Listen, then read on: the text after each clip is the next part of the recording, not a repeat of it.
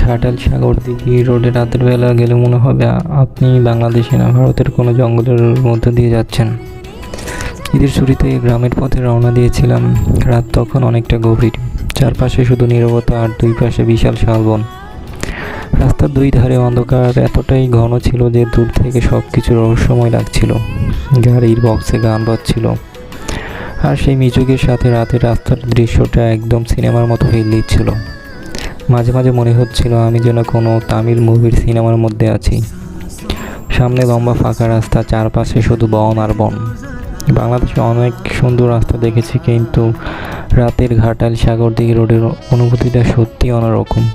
এই ভিডিওটা সেই রাতের ছোট্ট একটা স্মৃতি। আপনি কি কখনো এই রোডে রাতের বেলা ভ্রমণ করেছেন? কমেন্টে জানাতে ভুলবেন না। ধন্যবাদ।